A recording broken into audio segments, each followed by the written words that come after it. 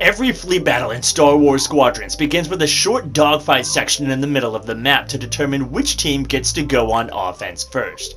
There's no doubt the team that secures the first assault phase generally has a massive advantage, and the loser of that dogfight has to work very hard not to lose the entire match there afterwards. But what if I told you there is a way to guarantee an almost instant flip for your team every single time you start a game? Well, there is, and that's what we're here to talk about today. What's up, you guys? I'm not amazing, I'm just mediocre, and we're here to talk about skill shots with Goliath missiles. Now, this tactic is performed based on two different facts. Number one, when you dumbfire a Goliath missile, it will fly 2,000 meters, then auto-detonate with this massive explosion. And fact number two, all of the AI packs of starfighters fly on extremely predictable pathways like invisible train tracks. And combine those facts together, if you dumbfire a Goliath missile at a specific location that you know an AI starfighter pack is going to fly to, then you can explode an entire squad of AI starfighters before you've even gotten within range of being targeted by the enemy. From 3,000 meters away, you can launch this shot and be almost guaranteed to have your entire pack of enemy starfighters destroyed and be able to immediately move on to the others that are in the area. And if you do this fast enough, you can get a near instant flip into the assault phase. Now, how do we do this? First, you have to know where the AI packs on each particular map are going to be.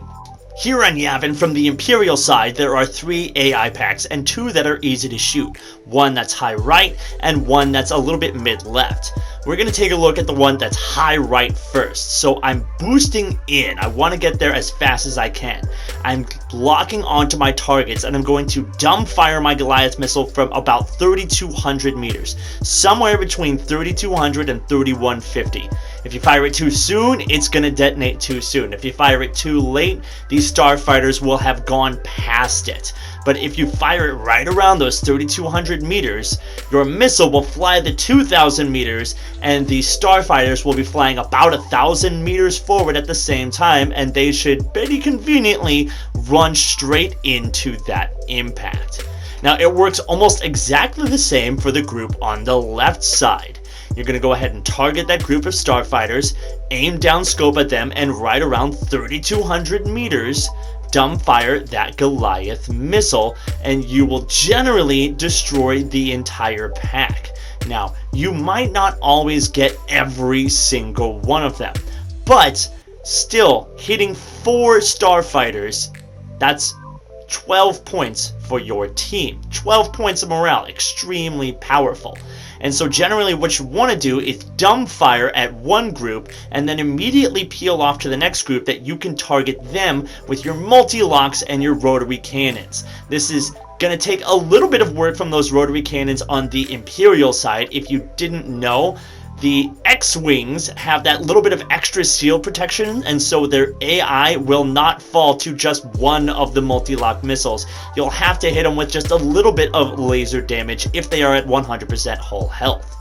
And it works almost exactly the same when you're on the New Republic side. You have 3 packs of AI starfighters that you can potentially target. One on the left, one high right, and one bottom right. Generally, the best ones to get are the one on the left and the one on the right, but I prefer this one over here on the left. So we're going to swing out wide and still boosting in just as fast as we can and trying to target those starfighters just like I did with the TIE bomber. I'm going to dry fire that missile at about 3,200 meters, and it's really, really effective. Just watch all these guys explode in the nice, beautiful star pattern. Kaboom! That's 5 starfighters down. And then, like I said before, the X-Wings have that extra shield protection, but the TIE fighters do not. So it's actually a little bit easier to kill starfighters, AI starfighters, with the multi-moloch missiles if you're fighting from the New Republic side. Take advantage of that fact to try to get those instant flips using these AI farming tactics. Here's another demonstration of a group from the New Republic side aiming at this upper group on the right side. They're really close to the Star Destroyer, so it's kind of hard to target them. But if you get them in their sights, once again launching at 3,200 meters, you can destroy that entire squadron of starfighters and then immediately peel off to start attacking the second pack.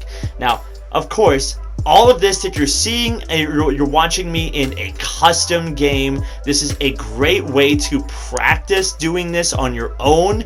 You will launch a custom game. Just make sure to set it to private so you don't get, mobbed by random strangers. And then you can just restart the games every single time and practice over and over and over again. And so you got these skill shots down. And that way, you can be extremely confident every time you come out in your first dogfight that your team will be able to get on the assault phase. Or at least you'll be doing your part to help get them there. Now, something else that it's very extremely important to note is that these same AI who fly in with those predictable flight paths have extremely predictable flight paths when you need to hunt them down on the defense as well. For instance, here on Yavin, we have one group that flies down underneath the cruisers and then up over the Star Destroyer. And then we have another group that flies down underneath the nose of the Star Destroyer and then up over the cruisers. And if you start to memorize the paths of these AI starfighters, you're going to be much more able to effectively farm them when your team is on the defense. Here on Yavin, it's exceptionally simple. They actually tend to fly right around each team's flagship, and so you can basically fly right out of your hangar bay and find a fleet of AI pack to target and start farming right away. But there's more than a few maps that have a lot of complicated geometry, and the pathing of the AI isn't quite as obvious. And I wanted to ask you guys if you would like a series of videos on how to properly farm AI on a map by map basis. This one here was essentially your guide to farming AI on Yavin. It's really the easiest, by far the easiest map to farm AI on. But there's other maps like Nadiri Dockyards or Galatan that have much more complicated geometry, much more difficult to find those AI on. And if you guys would like to see the skill shots and AI farming guides for those maps, please let me know down in the comments section below. Drop a like on this video if you learned something from watching it. Lets me know that you liked it. And then, I hope to see you guys in my next one. In the meantime, I'm not amazing, I'm just mediocre, and I'm out.